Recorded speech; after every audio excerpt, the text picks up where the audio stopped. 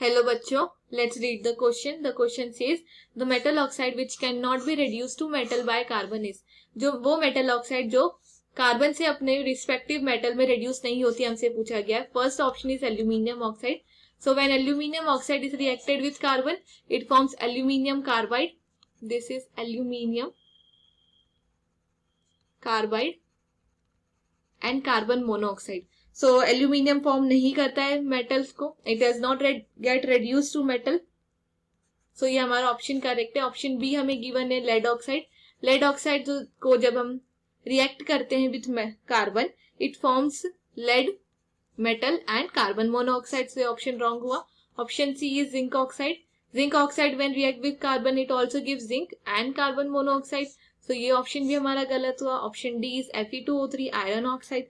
Iron oxide when react with carbon it also gives iron and carbon monoxide. So ये option भी हमारा wrong हुआ. Now why Al2O3 is not able to give?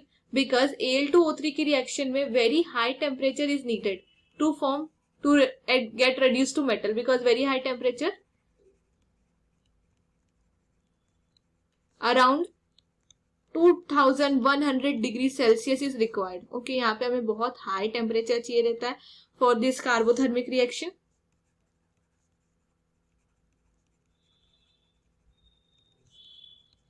And second reason that Al2O3 हमारा aluminium oxide this is very stable. ये बहुत stable होता है and it also lies below the oxidation line of carbon in Ellingham diagram.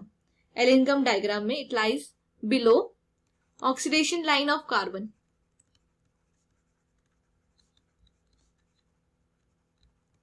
In Ellingham diagram, and we know कि Ellingham diagram में जिनकी जो भी हमारे कार्बन के नीचे आते हैं उनको कार्बन रिड्यूस नहीं कर पाता है. That's why जो aluminium oxide it does not get reduced to metal by the carbon and it forms aluminium carbide. That's why Al2O3 cannot be reduced by carbon as it is energetically not favored. So the final answer is option A, aluminium oxide.